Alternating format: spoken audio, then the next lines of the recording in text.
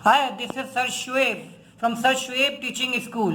आज मैं आपके लिए मोस्ट इंपॉर्टेंट एक टॉपिक लेके आया हूं जो बिजनेस पॉइंट ऑफ व्यू से भी और स्टूडेंट पॉइंट ऑफ व्यू से भी बहुत ज्यादा इंपॉर्टेंट है कि प्राइवेट लिमिटेड कंपनी क्या होती है।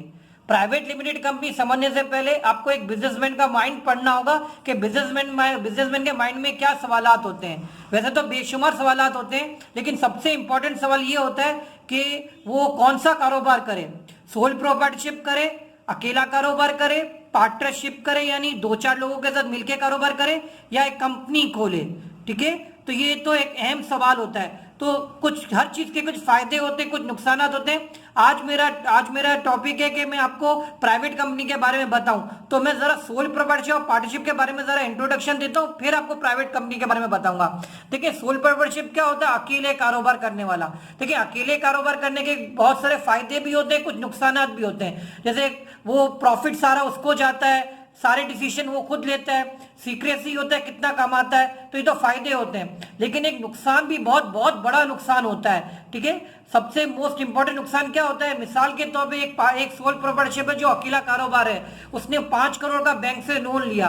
अगर उसका कारोबार नहीं चला मिसाल के तौर के ऊपर, तो बैंक से जो लोन लिया है, बैंक उसके पर्सनल एसेट भी बेच देगा, उसको उसका घर भी नीलाम कर देगा, हर चीज कर देगा। ठीक है, क्योंकि अनलिमिटेड लायबिलिटी होती है, वो बिल्कुल सड़क के ऊपर आ सकता है। तो सबसे बड़ा नुकसान ये है कि उसके पर्सनल एसेट भी बिक जाते हैं उनकी रिकवरी के लिए। बैंक रिकवरी के लिए हर हद तक जाएगा। तो ये होती है उनकी अनलिमिटेड लायबिलिटी होती है। ठीक है, यानी उनको क्या कहते हैं, सब कुछ बेचना पड़ सकता है। इसी तरह पार्टनरशिप के अंदर भी ऐसा ही होता है। मिसाल के तौर पे वही मिसाल लेते हैं कि 2 बंदे थे जिन्होंने 5 करोड़ का लोन लिया था, तो इनके साथ भी ऐसा ही होगा। अगर खुदा ना खास्ता वो लोन नहीं चुकता कर पाए, तो बैंक उनकी रिकवरी के लिए उनके पर्सनल एसेट भी बेच देगी। ठीक है, तो इनके भी कुछ फायदे होते हैं, कुछ नुकसान होते हैं। तो सबसे बड़ा नुकसान तो यही है कि उनका भी सब कुछ बिक सकता है, तो इनकी भी अनलिमिटेड लायबिलिटी होती है। अब आते हैं हम असल अपने टॉपिक के ऊपर, प्राइवेट लिमिटेड कंपनी क्या होती है। देखिए, प्राइवेट लिमिटेड कंपनी के अंदर सबसे इंपॉर्टेंट वर्ड ही लिमिटेड होता है।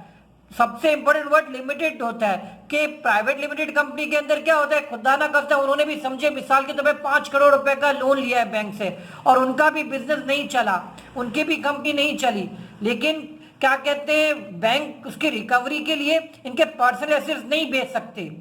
उनके जितने कंपनी के जो एसेट्स होते हैं वो उनकी रिकवरी कर लेगी उनको सेल करके, लेकिन इनके पर्सनल एसेट नहीं बिकेंगे। यही सबसे बड़ा फायदा होता है प्राइवेट लिमिटेड कंपनी के अंदर। मिसाल के तौर पे उन्होंने उनके तमाम लोन तो उन्होंने 5 करोड़ का लिया था, लेकिन इनका जो कंपनी का तकरीबन उनके जितने भी एसेट्स थे तकरीबन 2 या 2.5 करोड़ रुपए के थे, तो उनको तो वो सेल कर देगी बैंक, लेकिन क्या कहते हैं उसके ऊपर वो उनके पर्सनल एसेट नहीं बेच सकते।